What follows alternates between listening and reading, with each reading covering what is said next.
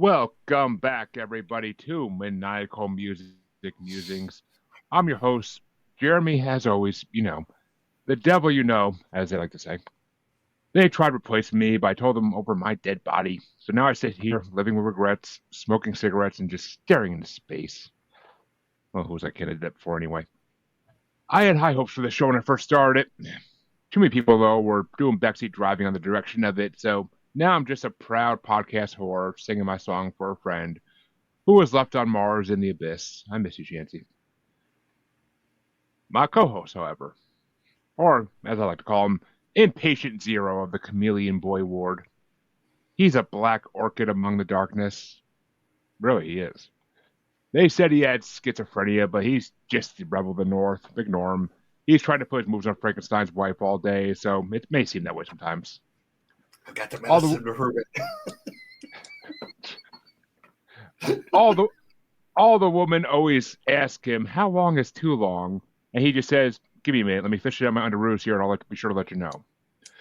His neighbors all say the dragon must die, but they tried and failed so many times. Even though it's better to live next to any man in America but him, they just decide to live in fear. CJ motherfucking Plain, ladies and gentlemen. I ain't gonna lie, CJ. I had some fun writing that one today for fuck sure. That was a good one. I like that one. I can play into that one a little bit. Exactly. And hey, Harley, thank you for watching as always. Actually, Harley, what Facebook are you on? Is mine actually working or no? I doubt it. But folks, we have a very special guest tonight as always, and our guest tonight is Tony Kessel, author of It's All in the Lyrics, and there's a little bit more of it after that, but I'll let him get to that in a bit. How's it going tonight, Tony? It's going well. Fantastic intro. I loved it. I appreciate. Oh, as someone who listened to a few episodes, I'm sure you're like, "Yep, I know what's coming. I know what's coming." Yeah, some kind of long-winded fucking intro. Yeah. So, Tony, tell us about your book. When I saw the title, I was like, "Ooh, a music book. I definitely gotta get this guy in the show." Yeah, absolutely. So I wrote a book. It's called "It's All in the Lyrics: How Music Helped Me Heal and Find My Voice." So I'm a lifelong music fan, and what I did is I started out in Garth Brooks and was huge into Garth Brooks when I was a kid.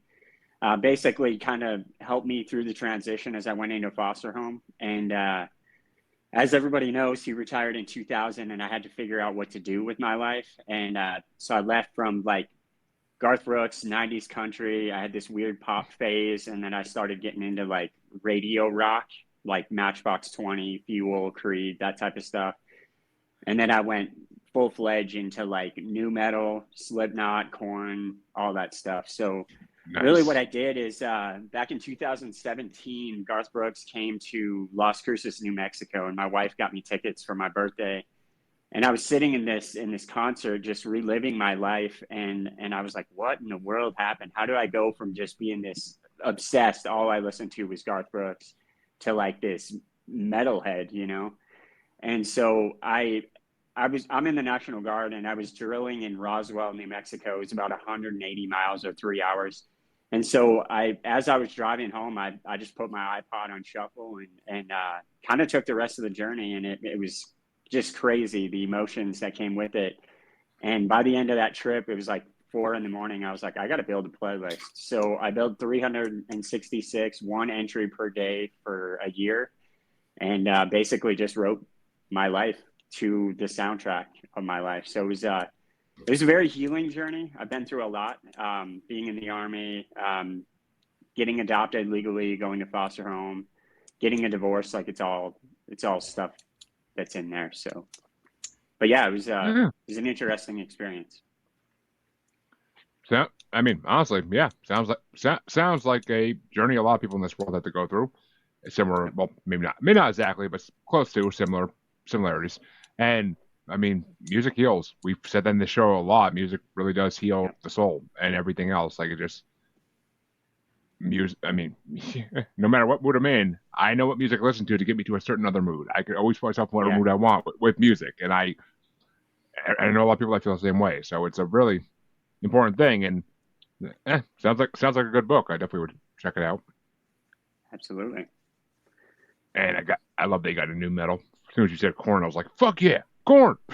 Yeah, that was I listened to your guys' Follow the Leader in Americana episode this afternoon, Okay. actually, and you guys had me pinging on nostalgia like crazy. That was high school for me. So that was actually the point of that episode. Is the first Yeah. the first 2 of 4 albums were childhood albums. So yeah, Yeah. I brought Offspring, Jamie brought Corn. So yeah, it worked out. It was definitely nostalgia city in that one. But speaking of good album, well, okay. Speaking of albums, what album did you want to bring us today? So I brought you guys Justin Furstenfeld's Songs from an Open Book. It's kind of in the same. Just let me sleep in my room. Hear me crying,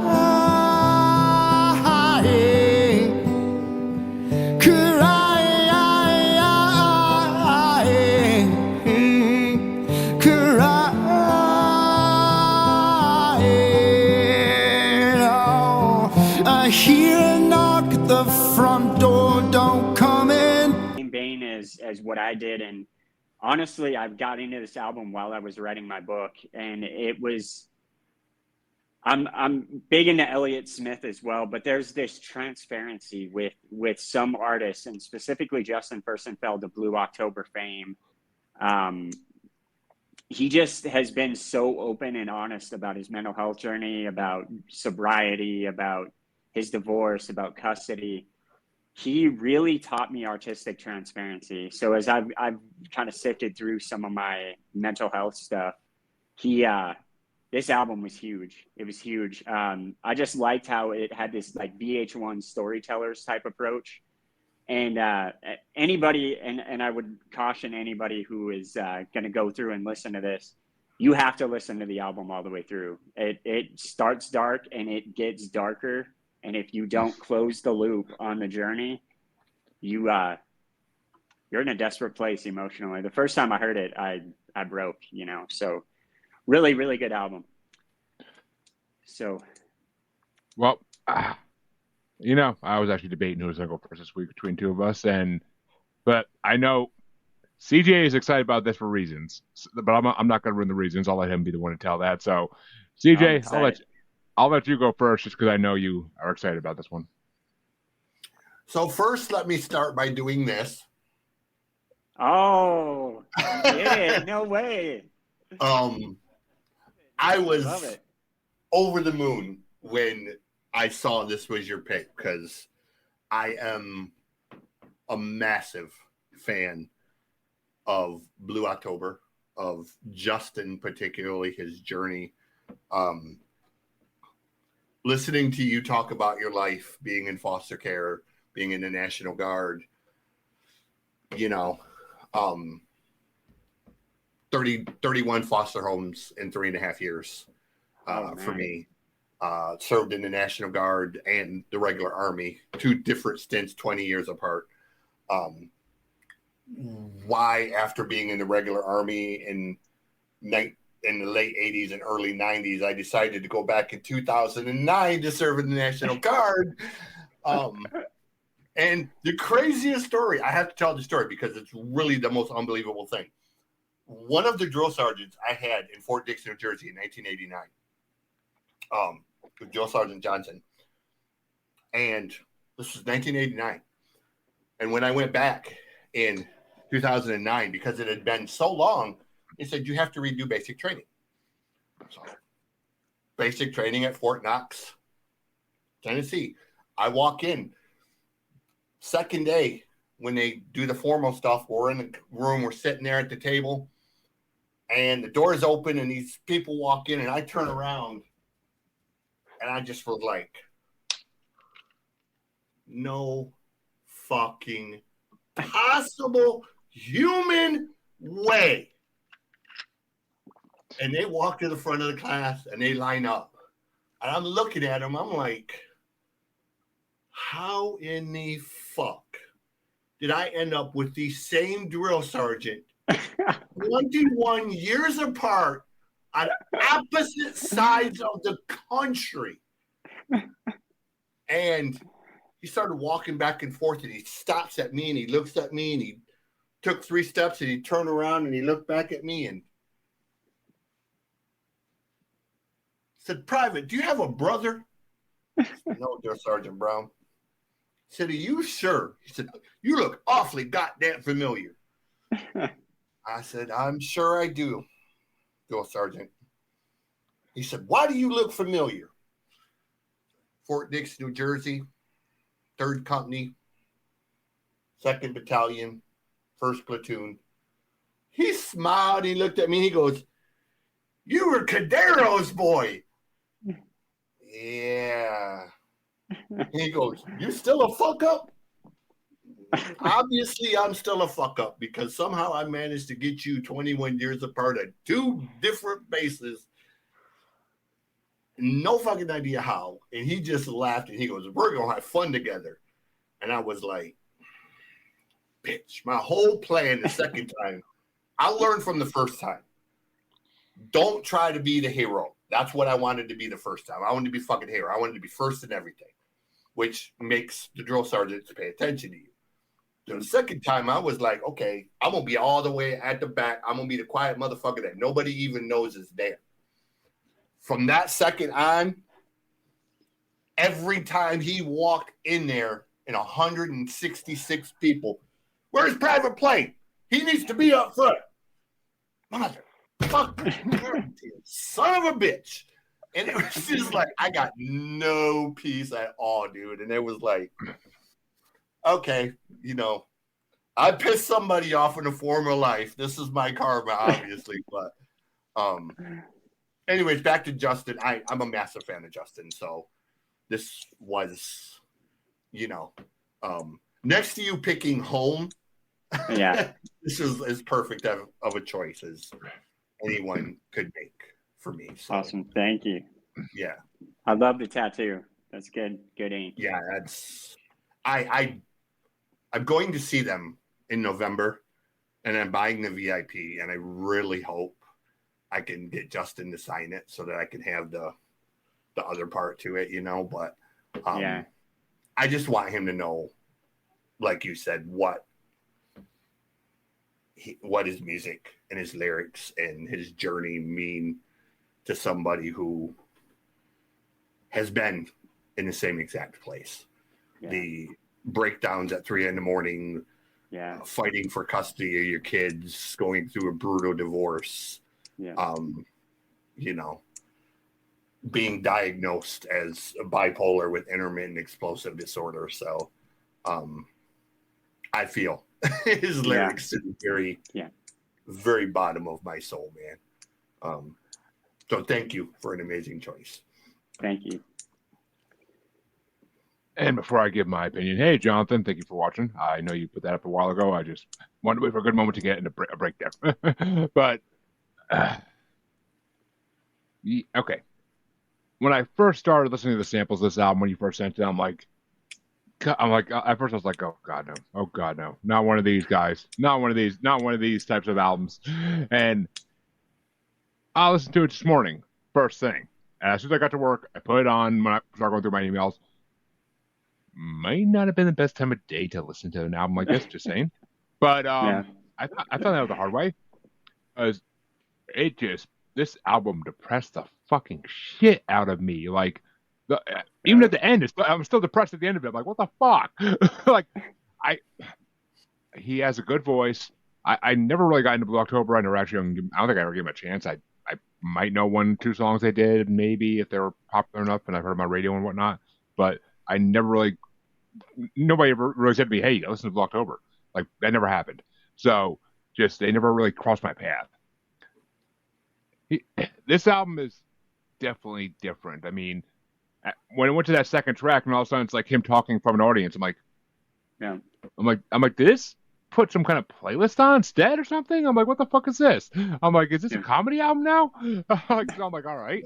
I'm like, all right, does this guy do stand-up comedy in between his songs? Is he that kind of like performer?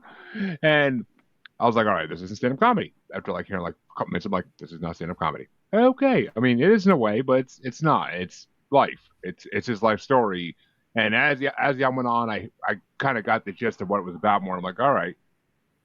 I'm like, I I listened. It was a freaking long album. I listened to all of it. I honestly don't. I can't say. I don't think I added one song onto my Spotify like list because it wasn't hitting me. I may have to go back and visit it again, maybe later in the day when I'm more perky and more awake and not like already pissed off because I'm at work and it's the morning. So, I mean, I don't know. I don't know. I mean, I could definitely relate to a lot of the topics he hit on in ways. I could definitely I've been where he's been some points, not definitely not all of them. Like my life never got that bad, thank the fucking Lord. But it's some points he's been on. I mean, I think any man could relate to some point of his album. There's some point there where they could say, "I've been there, I've done that." So I think it's an album that definitely need to get made. But I can't say I loved it. It was definitely good. It was definitely good. Something I'm glad I heard once at least. But can't say it's something I'm gonna go back and blast in my stereo in my car while I'm driving because I might get put on some lists. But no, it's a funny thing, dude. My friend Laura in Arkansas told me, she got me into Blue October. She said, "Listen to this band." And the first time I listened to it, my reaction was, "This is the most horrible thing I've ever heard in my life. Why the fuck would anyone listen to this?" Yeah. And she goes, "You're just not in the right frame of mind." And I'm like, there is no correct frame of mind to listen to whatever the fuck this is. And can I ask what album it was? I don't even remember. It was one of the early ones. Yeah. And I didn't go back to it. She hounded me and hounded me and hounded me. And then I had a playlist of something else. And I was laying in bed one night with the lights off and the song come on. And I thought, like, fuck, that's an amazing goddamn song. Who the fuck is that? And I picked up my phone and I looked at it and I thought, motherfucker. So I looked at the album. So I put that album on. And as I'm listening to the record, I'm just like, holy fuck, this is just one of the most brilliant things I've ever heard. And my first thought was, fucking hate you, Laura. I really fucking hate you. And she was right. Like, you kind of have to be in a headspace to connect because he's definitely not for everybody. You know, his topics are very deep. Some of his songs are extremely dark. One of the songs I have is called The End. And yeah, The End is his darkest for sure. Yeah, like going in and like killing. It's a story about him sneaking in and killing his ex-wife and her new husband in their bed, basically, and then shooting himself. So I mean, he's got really, really dark shit. So, ooh, you know, you kind of. So maybe I would have. I think I would have probably dug this album a lot, like 15 years ago. The headspace I was in back then, I think I would have really dug this album. That's what I'd say. Heard like then. It really is because it took me more than a few listens to, but once I connected to it, it was just kind of like I've never turned back. And when they released Home, to see where Justin was at Every Man in America and seeing where he was at Home, it was such a miraculous turnaround, man. It's living proof that no matter how deep you are down, how dark it is, there is a way to claw your way back towards normalcy, you know. So, you know, don't give up on I mean, it's like, don't give up on Blue October, man. Like, yeah.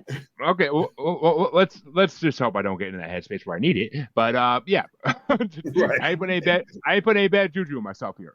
But the me in college that was writing horrorcore raps about basically the same topics would have probably freaking been in love with this album. I honestly could see that. But then again, I also like that type of music to like faster, sometimes heavier beats, like and guitar and whatnot. So I mean, I don't know. Who knows? in a different life maybe. But what are your top 5 tracks off the album there, Tony? I gotta this for you and CJ. This is gonna be an interesting battle, I think. Yeah, I'm very interested. So I actually only picked top 5, and then I heard you guys do honorable mentions in another one. So I'm gonna throw some honorable mentions out real quick. First and foremost is "Hate Me." That's gonna be on honorable mentions. It's their biggest hit ever, but it's got to go on the honorable mentions on this one.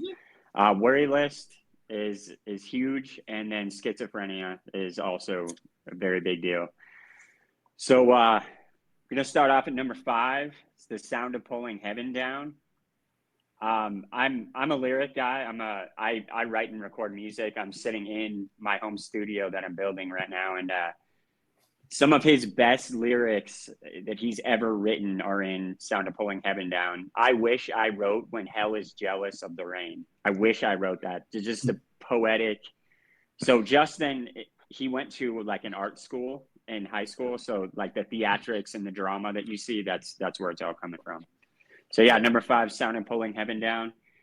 Number 4 is "Chameleon Boy." And kind of going back to CJ's point, and I'm going to bring this up again later in Ray Wilson, but he asked the question, he's like, where did all those idols end up? They've all passed away.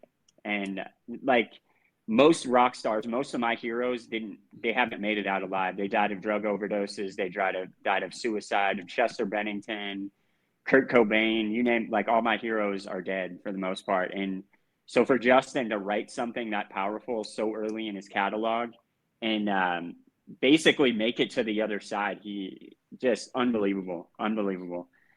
And then that whole like adapting to your environment, I think it's a cautionary tale. Like, hey, you can't be adaptive. You need to be who you are, and you need to stay true to who you are and not who everyone else wants you to be. Number 3 is "Black Orchid."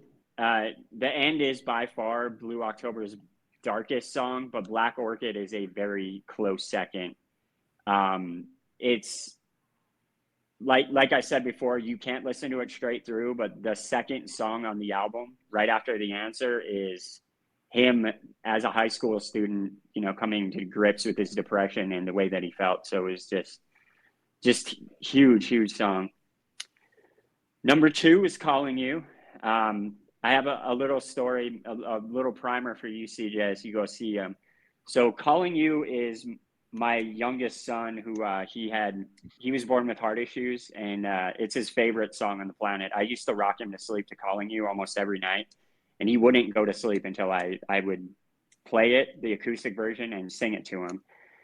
So we took him to a Blue October concert in Lubbock, Texas, a couple years ago.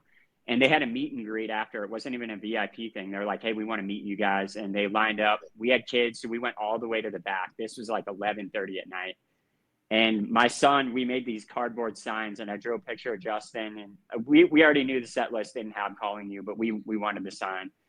And so as we approached near the end, he walked up to the booth, and him and Justin or Jordan were there signing.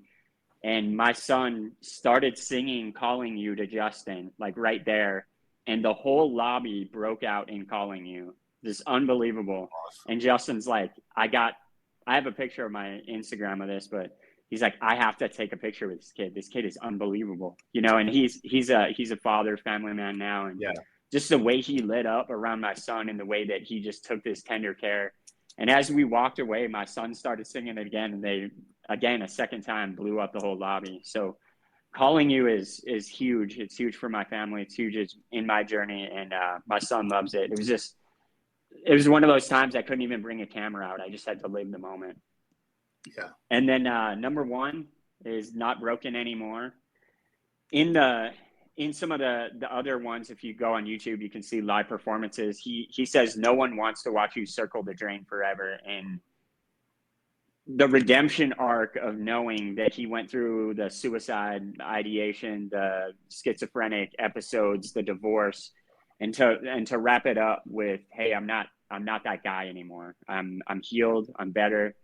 And then you start to see Home, and you start to see I Hope You're Happy, and you start to see the other thing. And it just such a great ending to a dark story. And yeah, it's unbelievable. I think it's exclamation point to the album, and it's got to be number one. So that's where I'm at. And here comes the interesting part of this. CJ, what are your top 5? So my honorable mentions, first off, Any Man in America is a brilliant, powerful song. But on this, the way he does it as a spoken word, yeah, kind of puts a different twist on it. And Justin has done a number of tours where he's done intimate shows, and he's even done some in like living rooms of fans that have won contests, which would be like just unbelievable to to win something like that would just be beyond. I don't even think I would have words. But Worry List is also an honorable mention. Number 5 is Calling You. Number 4 is Sound of Pulling Heaven Down. Number 3 is Hate Me. It just, the way he sings it, it's really one of his more perfect songs. Number 2 is The Answer. I really connect. But number 1, like he said, Not Broken Anymore is just, it's that song that really, again, like Home, it tells you that, you can get back. I mean, you have to work on it. You have to do stuff, but it's not hopeless. It's not the end, so to speak. No pun intended.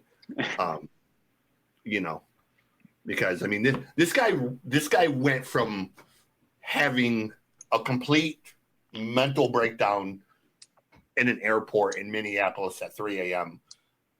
and being institutionalized to being clean and sober and writing a song about dancing in the kitchen with his wife and children in a matter of 3.5 years.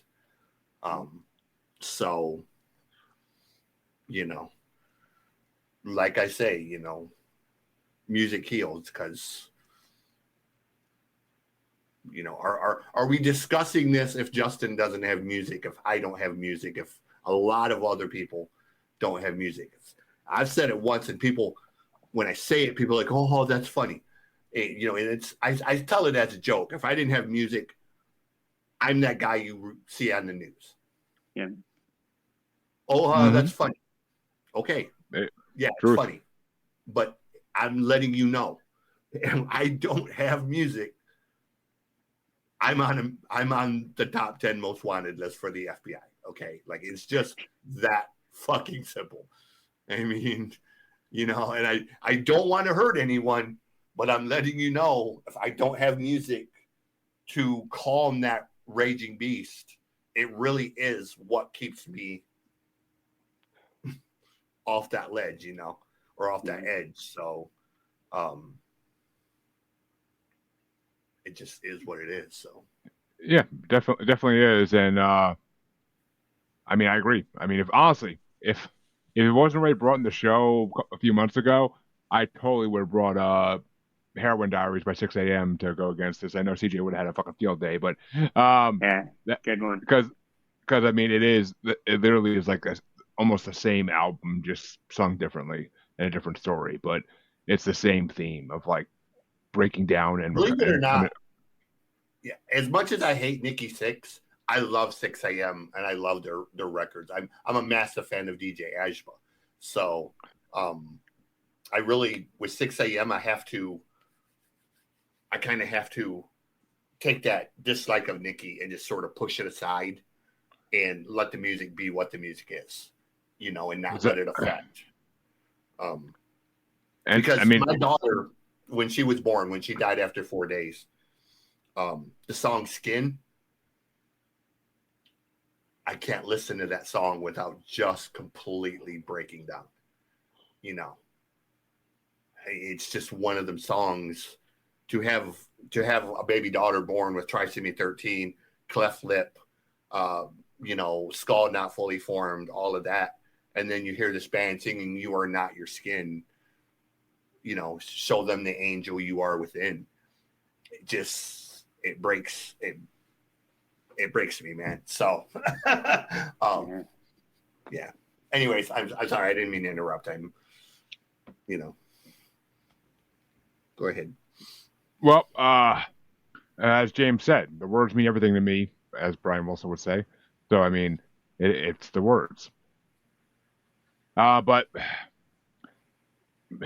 see, like I said, I feel like if I listen to this album again, I would have more of an impact on me. Maybe I'm gonna give it a while, then go back to it and be like, I gotta give this one more shot. But there were 3 songs that I really, really, really connected with. Number 3 was Chameleon Boy. That song was really freaking a great way to open the album, kind of. Number 2 was Schizophrenia, just because it was a beautiful song. I mean, I can't relate to the matter at hand really at all, but it's a beautiful song regardless. And my number 1 was Black Orchid. That song stuck the hell out to me so much. I actually really liked that song. Like, Black Orchid was a really good song. So, I mean, I couldn't even pick a top 5 of it. Cause I didn't want to pick the freaking spoken word bits. I thought that was kind of cheating, so I didn't want to do that. But yeah, it's just, I don't know. I didn't want to do that. But yeah, maybe, I don't know. Maybe as I get older, it'll have more meaning to me. Maybe. Hopefully for not the reasons it would have meaning to me for some people. But we'll see. We'll see what life brings us eventually. But CJ, what album did you want to bring to match with Justin here? So as soon as I saw his pick, it kind of was a challenge to me because I got to find a record that has some kind of impact similar to a record that is really, really hard to match on that level. Like Blue October, like when you start trying to find a band or an artist that has that same kind of lyrical impact, it's really, really hard. This is one of those records to me. Ray Wilson, some people know him, some people don't.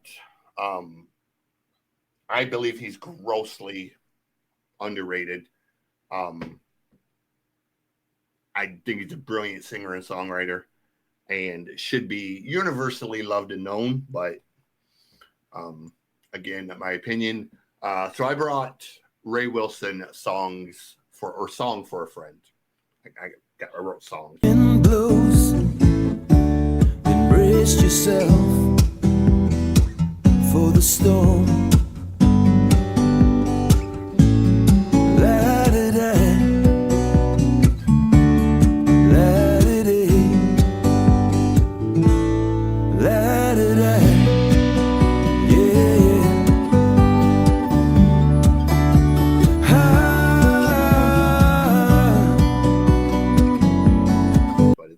For a Friend from 2016. So,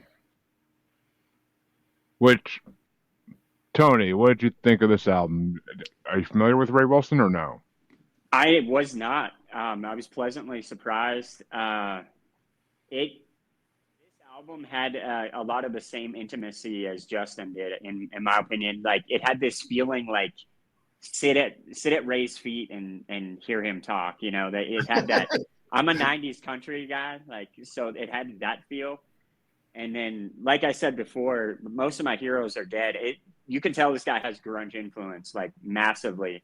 So when you look at like the big 4 or 5, your Eddie Vedder, Kurt Cobain, Chris Cornell, Scott Weiland, you look at all Lane Staley. Sorry, almost forgot Lane. You look at those guys; they didn't make it out alive. And so, like Justin said, he brings the same grunge sensibility, but he brings this maturity with it that is grunge all grown up. Is what I kind of called this album. I kept thinking. So my top 5 was number 5 is Trident. Hold for that. We'll get to that in a minute. It's all good. But yeah, as far as Ray Wilson goes, I never heard of him. Never knew the name. Never heard one inkling of him in my life. I actually I listened to this album after I listened to Justin's, so I was depressed as fuck when I went into this album, and it kind of uplifted me in a way. Like it kind of like the songs. I mean, yes, it's the same theme almost in a way, but the songs are more like positive sounding. I don't know if that's even like a way to describe it, but they sound more. They uplift you a little bit more. They're just more positive. The guitar is a little more like happy sounding. So it's if I'm not mistaken, he's Irish, I think. Scottish. Oh, even better. I'm part Scottish. That was even better. But so like I love any music from that part of the world. Like I always can relate to it, and I always can like kind of mold with it and meld with it in some ways. It's just like, it's something about it, and certain elements of some of these songs are freaking amazing. So I enjoyed it. I mean, I'm not gonna say I'm gonna go back and check out his whole discography because I don't. I mean, it's not something I'm dying to do, but yeah, maybe someday if I actually am looking for music, if I'm trying to find music someday, maybe I will go back to him as well. But I enjoyed the shit out of the city though. I mean, I definitely could get in with it more than Justin. I actually threw a few of these songs into my like listen Spotify. I'm like, all right, if this comes on while I'm driving, I'm not gonna like go crash into another car or a building just to make it stop. So I can definitely dig this music for her other times. So yeah, I even had honorable mention for this one. So it was it was a good album. I was happy you brought it. I was like, all right, cool. I was like, please don't give me the same thing again. Please don't. I think if I get any more depressed today, I might have to go to the roof of the building and take a little leak. But it's and I wasn't even that tired this morning too. That's the thing that killed me. I was like, I'm not even freaking that tired today, and this just really bringing me down. What the fuck? But yeah, it was the way I listened to them, and I did that on purpose because I had a feeling. The way I listened to them kind of made me it reversed the effects. So, but okay, now Tony, what were your top 5 from Ray's album? Sorry, I'm new here. It's all good. So number 5, Tried and Failed. Really, really good. I think I like lyrics, and I really like I'm not about to become another Tried and Failed. That whole like just seeing something and knowing that it's not good for you and just avoiding it. And that sax solo, that is some sexy saxophone right there. Number 4, Parallel Souls. This is when I talk about sitting on the porch. Parallel Souls was it. Like I just felt like, yeah, it's just so intimate, and that Two Lies hook that he's singing, just awesome. Number 3, Cold Light of Day. To me, this was the best guitar work on the album for sure. Just really vibing with the guitar, and there's again some wisdom there. Like not burning bridges and forgiving people and just keeping things clean. Number 2, Old Book on the Shelf. I think unbelievable opener. Just the comparison of him and his life, and you just see him in the lyrics when he's just talking about a book, and the bookmark and being warm. And then number 1 as How Long Is Too Long. And to me, this is How Long Is Too Long is the most well-rounded. It's not intended to be, but it has like this sultry, like almost sexy feel to it, even though that's not what it's about. It's just overall just a great sounding song, just a cool vibe, and I really liked it. Oh shit. CJ, what about you, buddy? All right. So let me give a little background here. You're correct on the grunge influence. He actually had a band called Stiltskin in his early days that was very similar to like sort of a Pearl Jam-ish. After Phil Collins left Genesis, he was actually who Genesis chose to be the new singer for one record, the Calling All Stations record. He was always a Pink Floyd fan, so after Stiltskin broke up and Genesis sort of threw him to the curve because the fans were all like, he's not Phil Collins, blah, blah, blah. And instead of listening to the record, which was a really phenomenal record, but yes, he's not Phil Collins. He never tried to be Phil Collins. The fans just did. Why would you want to be Phil Collins? Jesus Christ! Well, I mean, the fans didn't buy into it, and the band sort of broke up and stopped recording at that point. And Ray went. Ray lives in Poland now. He is married to a famous ballerina, Polish ballerina. So they live in Warsaw. This record was actually released at the same time as Makes Me Think of Home. So he put two records out at the same time, almost 36 songs between the two records. And they're kind of similar in tone. So with all that said, this was the more introspective one. Makes Me Think of Home kind of has more of a Pink Floyd Division Bell-ish tone. So for me, this particular record, number 5 is, well, honorable mention is Cold Light of Day. Is a great song. Number 5 is Backseat Driving. Number 4 is Tried and Failed. Number 3 is Old Book on the Shelf.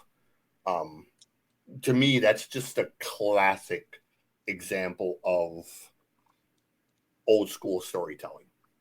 You know, it's got that sort of James Taylor, Fogelberg type of even Garth Brooks almost, really. You mentioned Garth Brooks, almost Garth Brooks kind of. I mean, it's not a country song, but it has that style of telling a story.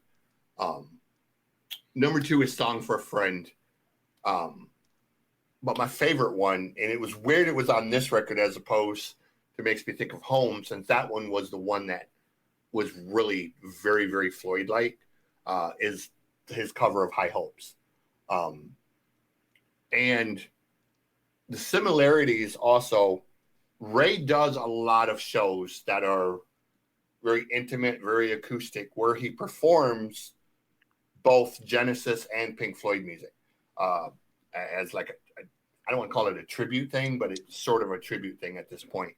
And a number of these shows, he's actually performed with Steve Hackett, who is the original guitar player for Genesis, the one who wrote Lion Lays Down on Broadway and, you know, a lot of the Dinner's Ready. a lot of stuff, the early stuff that made Genesis famous.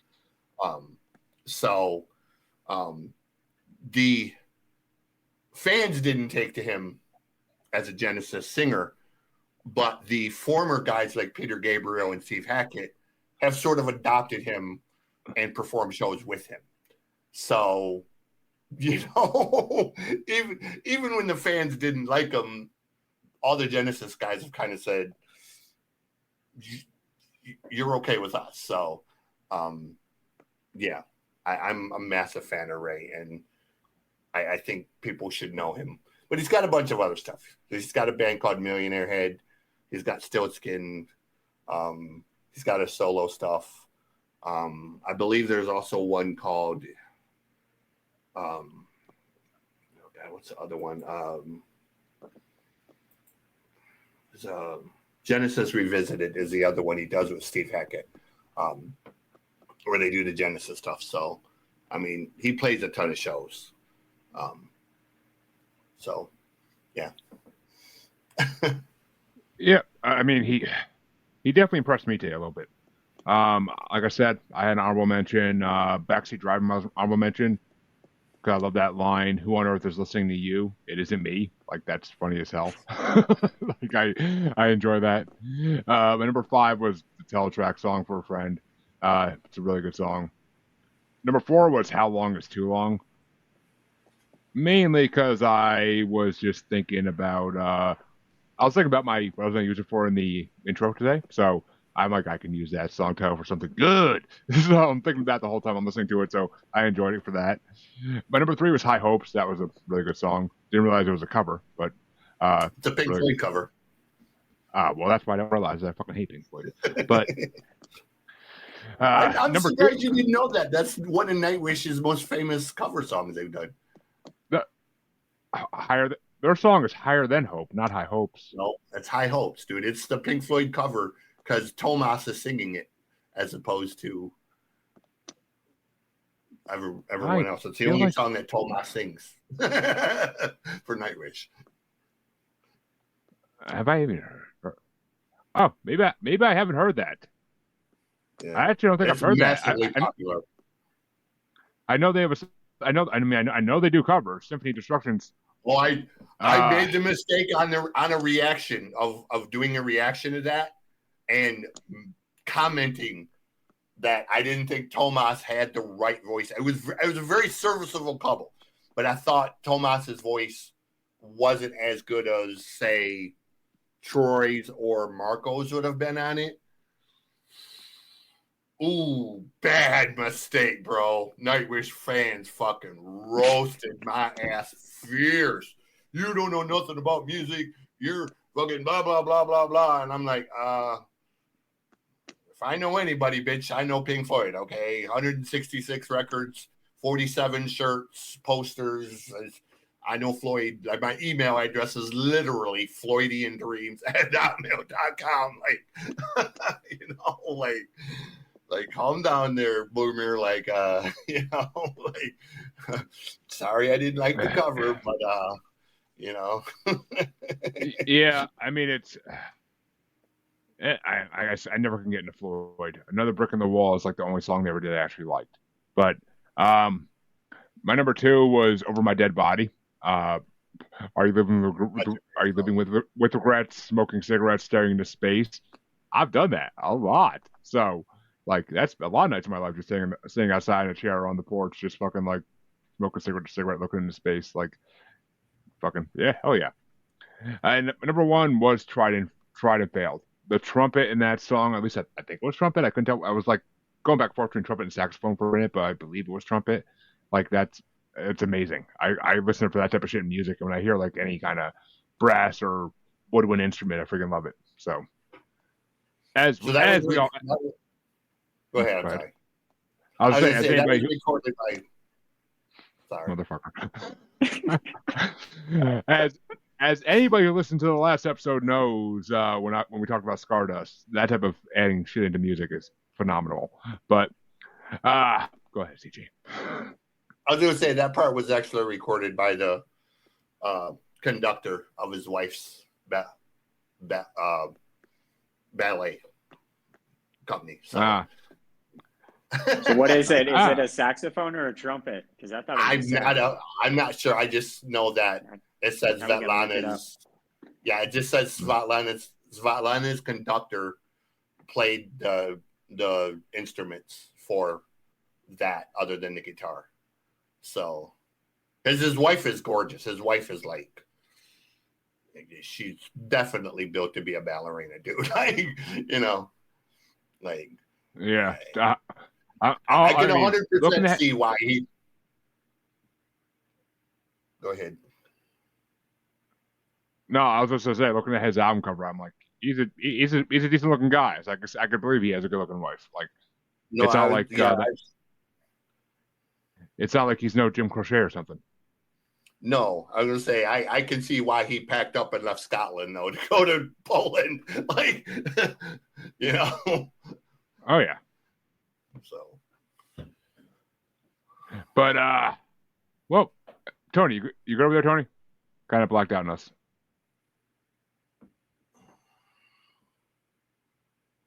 Oh. He's working on it apparently. But technical issues, folks. Technical issues.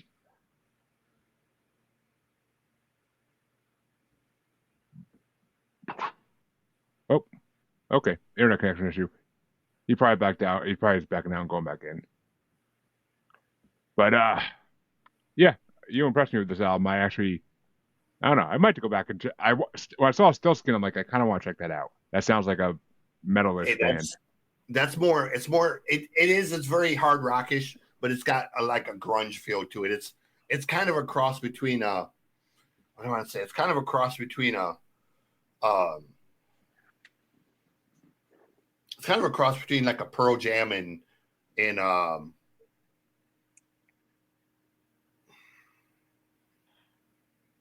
not making me like it so far. Something along that line. It's got that sort of Pearl Jam tone, or sort of almost like what I can't think of the other band I'm thinking of. There's another Seattle band. Don't say Nirvana. No, it's not Nirvana. It's Mudhoney. Oh, God damn it! It's gonna piss me off now. Well, CJ figures that out. And yeah, please say something besides Pearl Jam, because Pearl Jam is not one of my favorite. No, it's not Pearl Jam. It's all right. Thank God. Thank God. I'm not a huge fan. I'm not a huge Pearl Jam fan. They're okay, but I'm not. I can't listen to them for long. But while he's doing that, it was time for me to pick it down. Candlebox. That's what I'm thinking of. Oh yeah. That's sort of Candlebox tone. Never really listen. I know who they are. I just never really listened to them that much either. But so it came time for me to pick an album for this week, and when I got Tony's choice, I was like, listening to it, I'm like, who the fuck am I matching this against? I'm like, I don't know. I'm like, I can't think of any music I really listen to that really relates. Like, it matches up with this like singing style or this slowness. I'm like, yeah. I looked at the year. Actually, no, I didn't even look at the year for this one because I was just like, you know what? I'm like, this is the singer from a band doing a solo album. I'm like, I'm gonna go off that, and I'm gonna pick another singer from a band doing a solo album.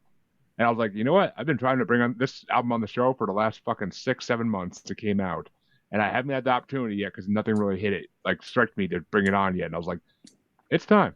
It's freaking time, because I've been rocking out this album since the day it came out. So I decided to bring the former bass player and lead male singer of Nightwish, Marko Hietala's Roses from the Deep album, his newest solo album. He's Back to bringing you back to life, Frankenstein's wife.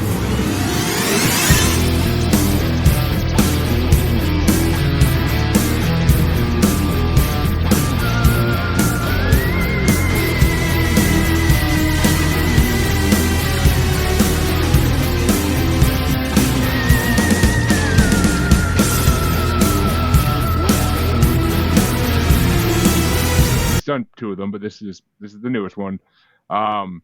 It's the better one in my opinion. But I freaking love this album. I think he did an amazing job. His voice is so freaking good, and I think it's him playing lead guitar in it too. And the guitar in it is phenomenal, like throughout the whole CD. So I had to bring it. I already know CJ's gonna like it. So I'm like, I'll see what the guest thinks, but I know CJ's gonna like it. So I'm like, I gotta bring this. I haven't brought it yet, and it's kind of a fucking shame. Also, I haven't brought the newest Nightwish album, but I'm also not in a hurry to do that for reasons. But I'm sure CJ knows what I'm talking about. But Tony, what did you think of Marko? So I'm honestly not big into symphonic metal or Nightwish. So if you guys have people who don't, I don't want to get assassinated after CJ. But trust me, we don't have that many Nightwish fans. Okay. Yeah. So I hadn't heard of them, but it's got a lot of that epic fantasy type stuff. It takes the whole symphonic metal and pushes it into the heavy metal territory, I thought. And I think that's pretty interesting. Like you, unbelievable guitar. The guitar had me hooked the whole time. But being a lyric guy, I didn't really catch a lot of like memorable lyrical moments. So you'll probably have to correct me on that later. But there were a lot of times where he hooked me with something brilliant lyrically. He didn't go, in my opinion, he didn't go in a Nightwish like style with his lyrics. He wanted to go more old school, like 80s metal, where it's about the chorus. It's about the chorus, and I feel like he had really good hooks and choruses. So I feel like he nailed that. Like if he was going for that 80s metal appeal, I think he nailed it. That's what feels like he was going for. I could be 100% wrong. Not like I ever talked to the man, but that's my feeling on it. I don't know, but let me see what the music god has to say about it. Maybe he'll correct me. So, I'm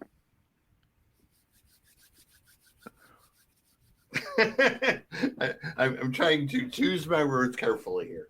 Um, this is a record that, on the musical side, I absolutely love and adore.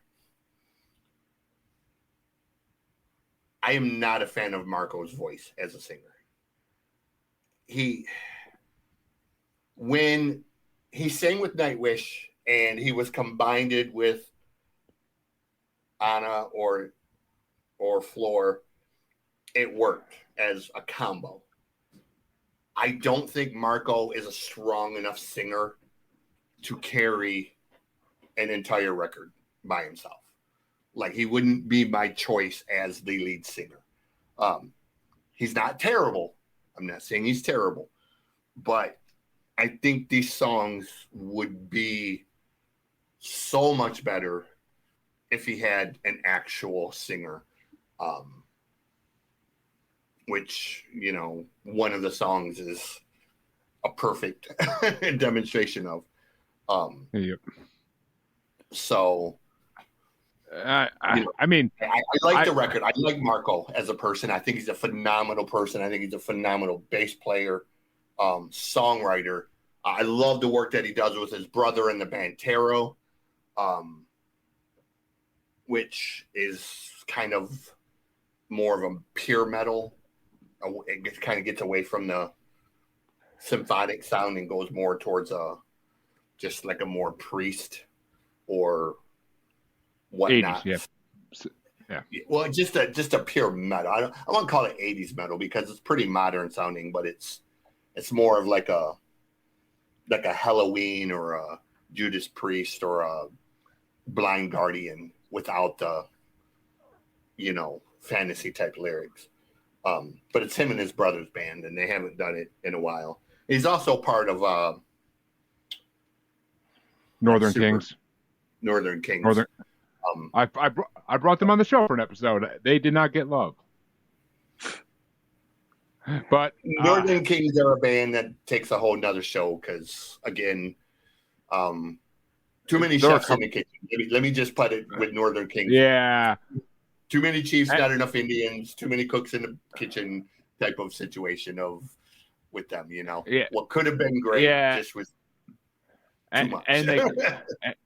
And why they decided to be a straight cover band, I don't know. They could have done, if they did original tracks, they could have been huge.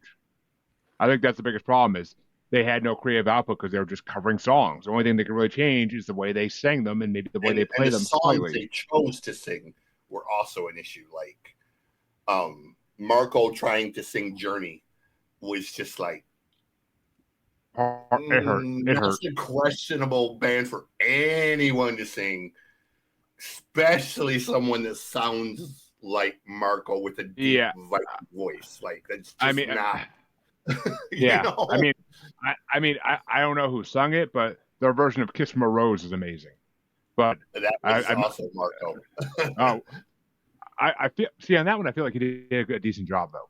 But that's what I'm saying. It's more in line with his voice, as opposed to, you know, voices have ranges, dude. And you know, I mean, that would be like me trying to sing Hank Sr. It's just not going to happen. I'm not that kind of singer. I'm a screamer. You know, I can do Priest all day long, but don't ask me to sing melody because you're not going to like the result. So,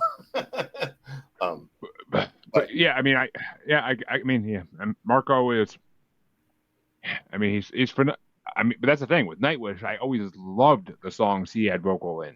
Like his verse on Planet Hell is freaking phenomenal. So I always liked his voice. Like, yeah, he definitely killed the Journey song. Don't get me wrong, he definitely killed that. Oh my god!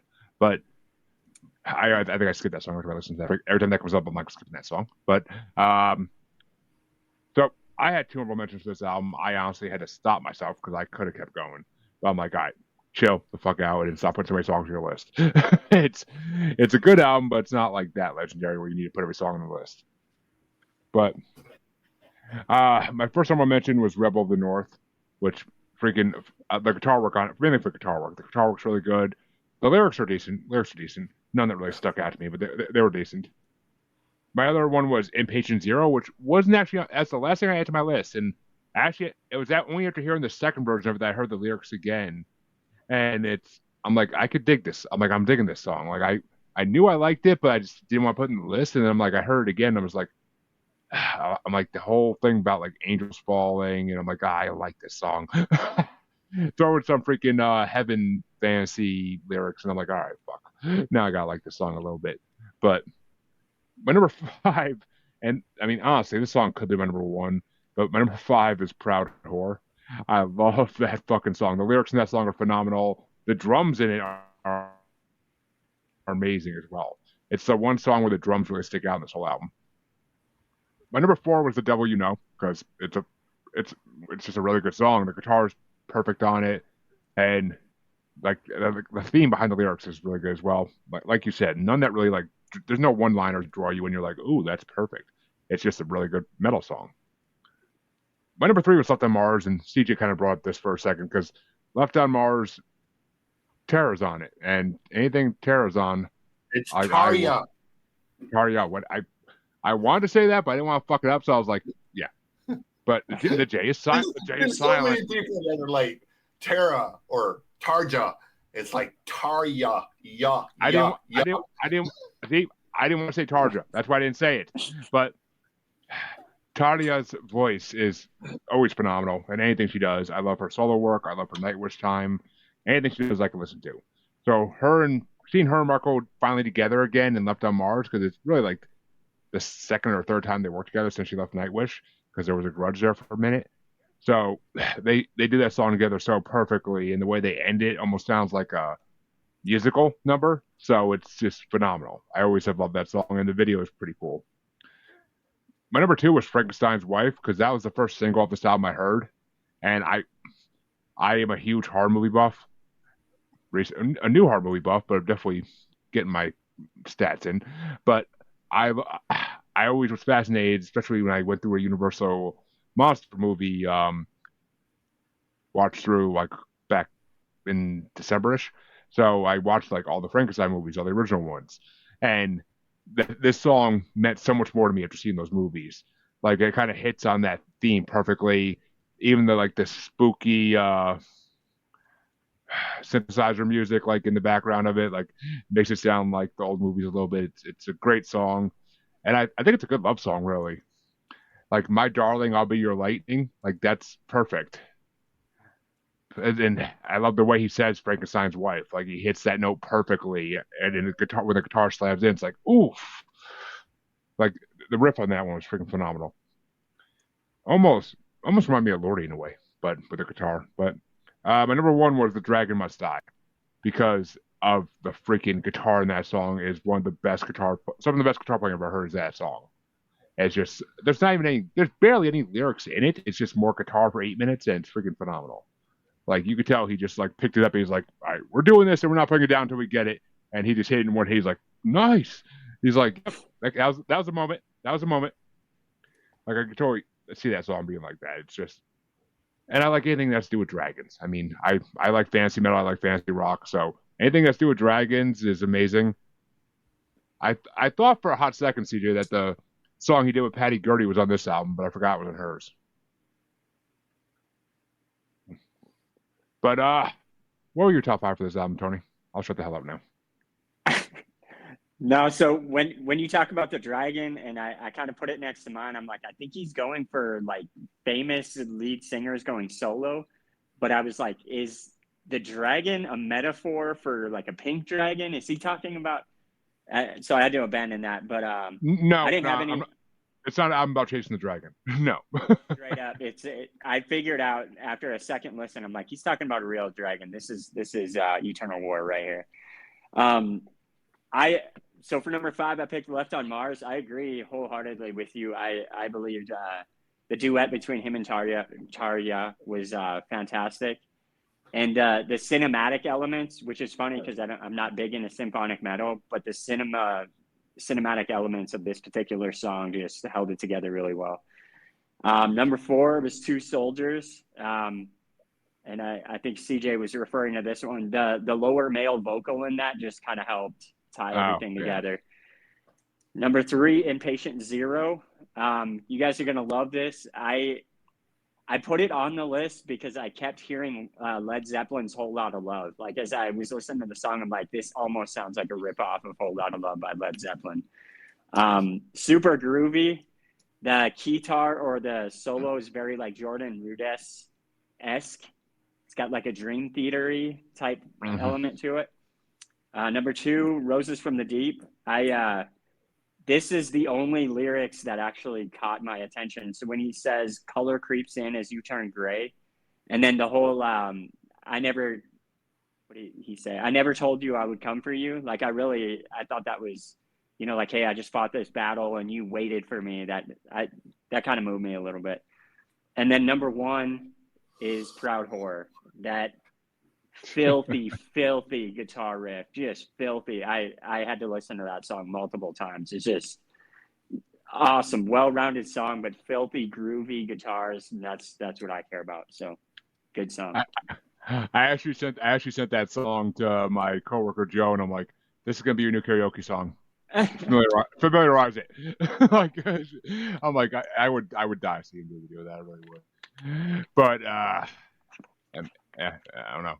I almost forgot. I forgot about Proud Whore when I picked this album, because I've heard this. I haven't heard the whole album in a while, and I forgot about that song. I was like, oh, how did I forget about this? But yeah, all of these songs are my life. I mean, I could have picked Roses from the Deep. I wanted to put in the list too, but by the time I got to that one, I was just like, list is too long. I can leave this off. But it's Two Soldiers, like only like the really song on this whole album I really don't dig too much. It's on my like list, I'm pretty sure, but I just don't dig it too much. It's just, I don't know. I can't get into it like I do the other ones. But TJ, what were your top 5? So let me first say that guitar solo was actually Tomas from Nightwish. Oh, no shit. Yeah. So he actually recorded that for them. And I get in trouble because I am not a fan of Tarja's vocals. I hate the way she was thrown out of the band, but I'm completely okay with the new singers. Like, I think both of the singers after her are so much better. But yeah, I know I'm of this single opinion of that. No, so I keep that opinion to myself. I don't think any of them are better. I think it's just different styles completely. Yeah. You keep saying you don't want to get in trouble, and then you keep saying, like, you keep digging. Like, Anna has the more melodic voice. Flora has the voice that can do both. So Flora Jansen really is the perfect singer for Nightwish. Yeah. But, you know, so for me, I had 4 songs off of this record that, you know, stood out above the rest for me. First one was Inpatient Zero. Musically, I think it's just a great song. It's got a massive groove to it. Number 3 is The Devil You Know. But my favorite 2 were, ironically, the slower songs. I like Marko more on the, like, folkish type of stuff than, you know, like, he really has a knack for playing really beautiful, epic stuff when he kind of just sits back and goes sort of Lord of the Rings ish. So number 2 for me is Roses from the Deep. But my favorite one is Two Soldiers. It's got JP Lapaluto, who was the lead singer of Sharon and also Poison Black. Poison Black is one of those bands that JP's solo writing is very dark and very sardonic. He writes songs sort of, he's sort of like if Nightwish wrote a Wednesday 13 record, that's kind of what JP does. So he writes songs like The Luxury of Her Grave, Excuse Me Why I Kill Myself. You know, his songs are very double meaning, very sardonic, but very dark, twisted sort of connotations where he talks about death, but he does it with a sense of humor, almost. And this was one of those songs where he got away from that. And JP's got an amazing voice. And I stand on this mountain and say, if JP would have done the vocals for this whole record and just let Marko perform, this would have been almost a perfect record.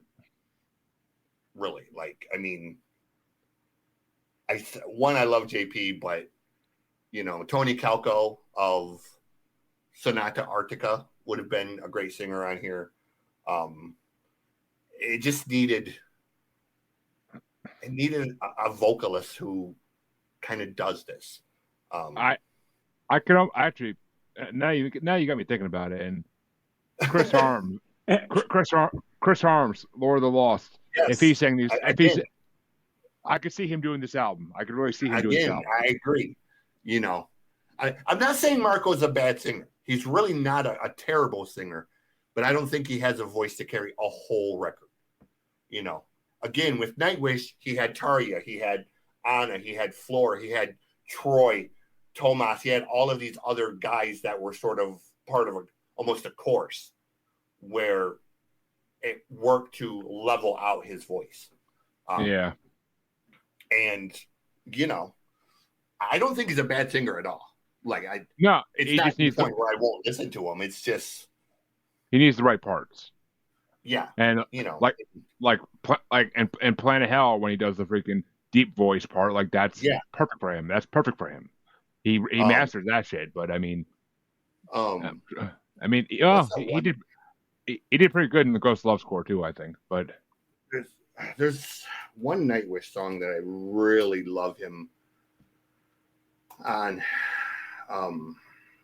It was right before, I think it was on Once. It was him and Tarja doing Wish I Had an Angel.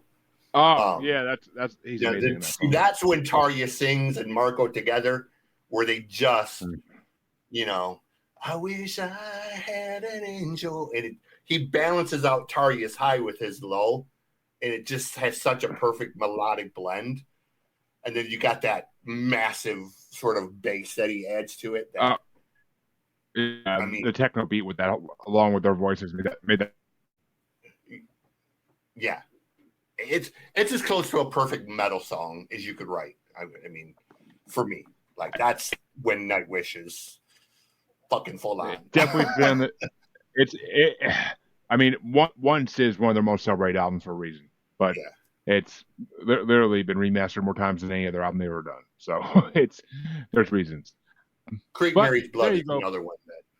Yeah, he does a good job in that too. That's off Once too, isn't it? Like that whole album, he shined. But well, folks, there you go.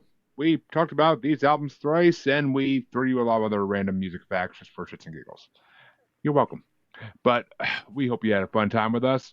We want to thank Tony for coming on because we had a fun time having him on. And my man, you are welcome back anytime you want to come back. We love return guests. So, and you seem like you have a lot of music to share. I have a feeling. So, we'd love to have you back. Yeah, you guys are like I was watching or listening to the Korn one that I said earlier, and this is what I talk about. There's people like us just don't.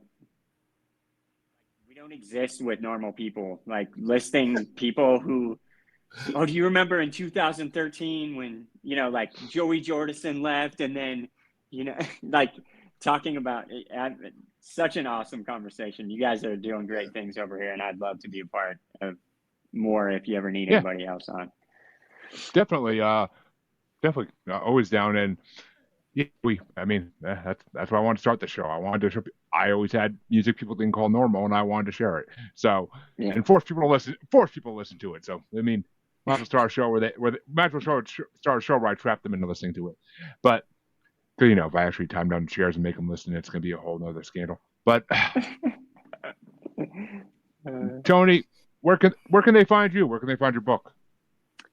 So my book's part of what I'm doing right now is I just released it on audiobook. So it's my first ever recording project. So it's out on Audible, Spotify, all that. And then there is a print hardcover paperback. And that's out everywhere. So you can get it Barnes & Noble, Amazon, all those places. For social media, I'm most active on Instagram. So I've been doing like reels and things from the books and plugging in songs, and made a trip back home to kind of catch the nostalgia of where I experienced some of these songs the first time. So Duelist Media is my production company that I published the book under, and I'll be releasing music under at a later time. So if they want to find me, that's where they can look. There you go, and we'll definitely have to have you back on at least when you start releasing music. Like when you got album promote, we'll definitely love to have you on to help you promote it out there. Love it. That sounds good. You could bring it on up to you. I don't force artists to bring their own albums always, but that's yeah, sounds great. there's some cash right now, but tickets mine at least. But CJ, where can they find you? Just look up Music God CJ Playing. You can look up on all of the various formats. You can look up the Loud list. That's where we do the top 10 lists that rock. I'm looking for new people that want to take part in that. So if you have an idea for a top 10 list that you want to do, get a hold of me, or I can send you what's known as the big ass list of loud ideas. Where I have hundreds of prepared topics about movies, TV, pop culture, and other random assorted shit like 10 worst Christmas gifts, or 10 reasons working in customer service sucks, or, just anything your brain can come up with to create a top 10 list. We will make a top 10 list of it. And then also I have the Noise Report, which I kind of do this. I interview random people, run it off the rails, and talk about all kinds of crazy shit. As you see, I cover a lot of ground. Books, pop culture, music, movies, geography, history, serial killers. Just once you see it on the screen, you'll find my ugly ass. And that's why we click, because we both hit everything in the freaking world. I've done serial killers. I've done more shows about serial killers than I like to admit, or than people need to see. But yeah, we got to schedule some. We got to schedule some episodes that allow us. We keep meaning to do it, and we keep fucking up and never actually scheduling dates to do it. But you can find both your musers on this guy's Watching Foot. He likes to, or they like to put out our show. I don't know why, but they do. You can also find us on the Gram and X as @Juggalo Bastard, where we stream live on X, and Instagram we post random shit once in a while. And you can find us on YouTube as Maniacal Music Musings, the only place to check out all 300 plus episodes of the show that's been done. Literally the only place, because Spotify catchers, not Spotify, but podcatchers suck, and they make you, if you change one damn freaking time, you lose all the episodes you have in Spotify and everywhere else. Pissing me off to this day. But 100-something episodes, goddammit. But come back and see us again next week. I believe next week we already have our episode next week should already be set up. And if I remember right, it's some 3 good albums. So come check it out. Until then, have a good one, everybody. And we'll thank Tony one more time for coming on.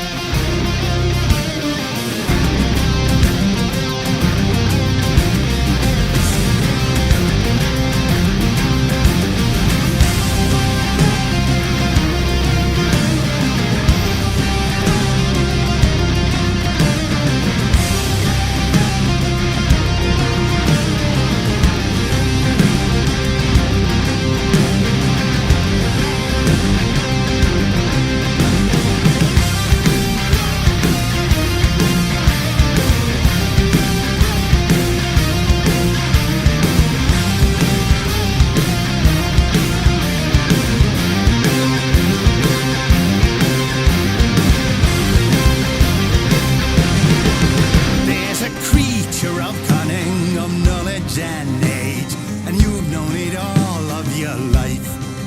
It tries on many faces and personalities until it finds out what you love.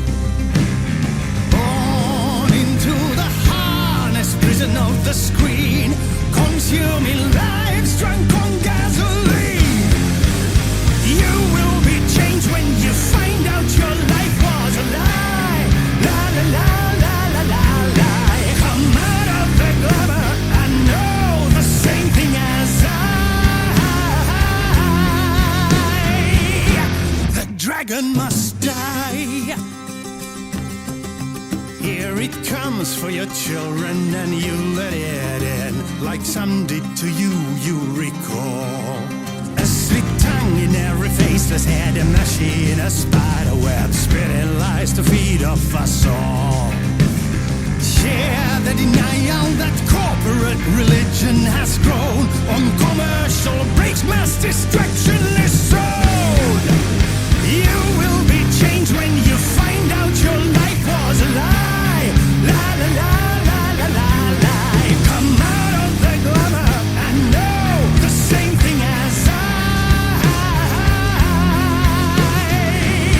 The dragon must die.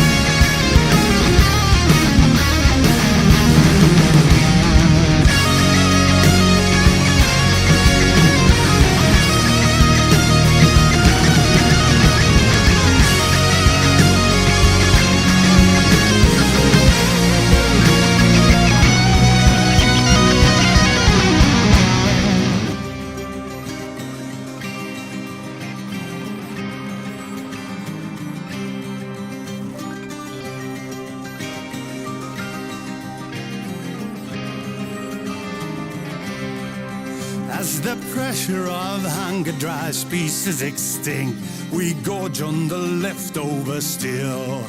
clever madmen preach from their mountains of gold. May God justify what you kill.